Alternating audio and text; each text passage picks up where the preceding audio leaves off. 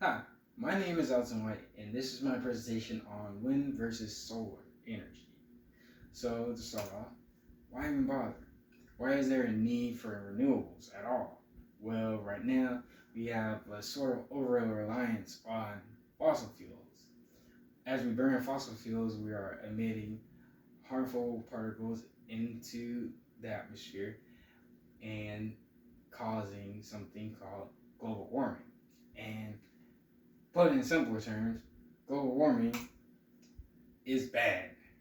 It's not good at all.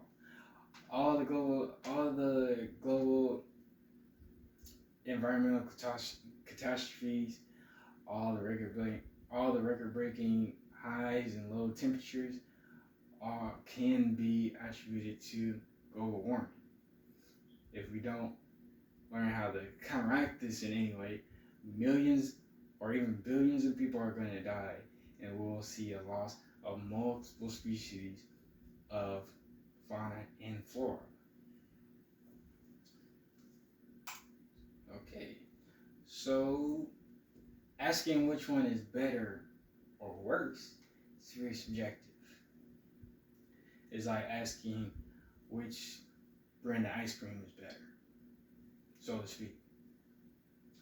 So what we need to do to give it some sort of objectivity is by giving it some parameters or deciding factors that you can objectively look at to tell which one is better without having so much subjectivity attached to it. So the parameters that I chosen were efficiency, energy capacity, and environmental impact. The reason why I chose this was because you want a device that can do its job and do it well, can produce the amount of energy that we need, and probably even exceed the amount of energy that we need. And we are looking for a device that doesn't produce the same amount of harm to the environment that fossil fuels do. By having a device that basically causes the same amount of harm as fossil fuels, then there is no need for the change. It doesn't help at all. Right. Okay. So efficiency. Let's start off. So when I'm talking about efficiency, I'm talking about conversion efficiency, which is the amount of energy that is going into the system versus the amount of energy that is leaving the system. The amount of energy that is actually being converted into electricity, not the energy that is being emitted off as heat. So as you can see on the graph, wind turbines that convert wind energy into electricity typically have a higher efficiency than solar panels. As of right now, the average efficiencies in wind turbines are around 50%, while solar panels are reaching around 20 to 15%.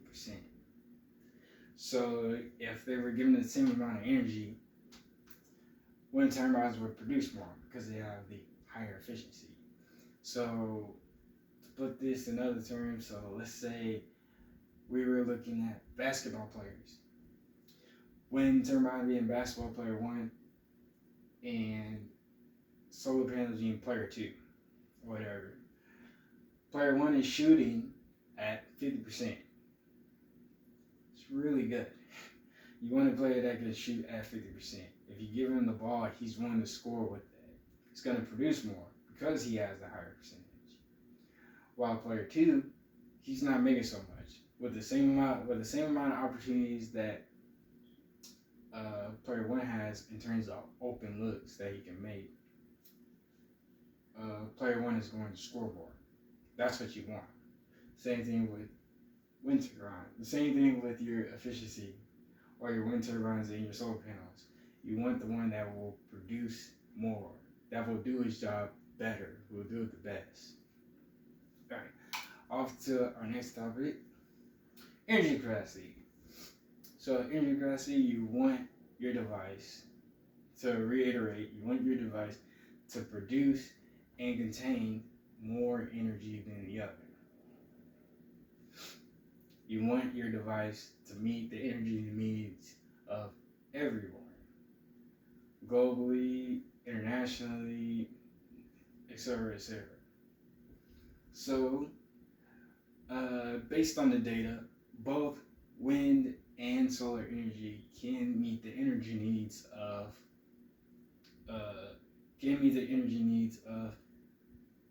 the U.S.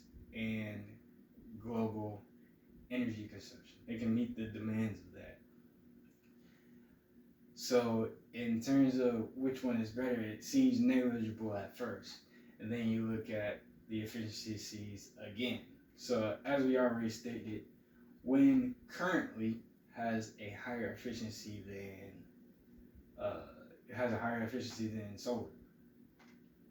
So, in terms of over a period of time, currently, wind would make a great deal more energy than solar. However, solar, in terms of technological advancements, are finding ways to surpass its average efficiencies, and even surpassing the efficiencies of wind turbines. So sooner rather than later, solar panels, PV cells, are going to be producing more energy than wind turbines. Well, you might be asking, well, won't the technological advances of wind turbines keep up with PV cells? Well, that may not be the case, because you have things called the Betz limit and the Shockley limit. So the Betz limit is the conversion efficiency limit of wind turbines, which is around 59% or so. And Shockley limit is the energy conversion efficiency limit of solar panels, which is around 33%. However, with although there are no known advancements when it comes to wind turbines, there are advancements in solar panels that are seeing the limit being surpassed in terms of efficiencies, all the way up to 85%, which is really good. So now, instead of player 2 shooting only 15 or 20%, he is now shooting, with a little bit of practice and time, shooting 85% from the field, which is really good. It's unheard of. Like almost best of all time type of thing, greatest of all time type of thing. All right, so after that, so now you have environmental impact. So what do I mean by environmental impact? So will it hurt the flora or the fauna? Will it hurt plants or animals in the ecosystem? Well, there's ups and downs to that. So during construction and installation, it's kind of bad. Both of them require a lot of deforestation and leveling, which can destroy an ecosystem. It's not good for the surrounding ecosystem at all. Might even have to affect the water supplies in the area, because even the moisture and the humidity of the area can affect the performance of PV cells and wind turbines. But after the fact, after they're already in service and everything, they'll be fine. They won't really affect your ecosystem They won't really affect your ecosystem after the fact, to some degree. Like, for example, for an area of wind turbines. So for area of wind turbines, there was a study of magpie birds, right? That experience huge relocation. So a lot of the Niagara birds that were in the area were leaving now, and the higher mortality rates in the area with the wind farms than the areas without them among the Magpie population. Also, looking at offshore wind farms, there has been seen to attract more fish into the area with the offshore wind farm, and in turn more predators in the area with offshore wind farms, which can be detrimental to the ecosystem. Mainly because now you're introducing a predator into an area that is not native to. It wasn't there at first, and now all of a sudden it's there. It can be very detrimental to the ecosystem. Okay, so with everything said and done, who is the winner? What's the clear winner to the thing? Is there a clear winner? It's like, well, based on the data, it looks like solar is the more recommended option. Even though currently,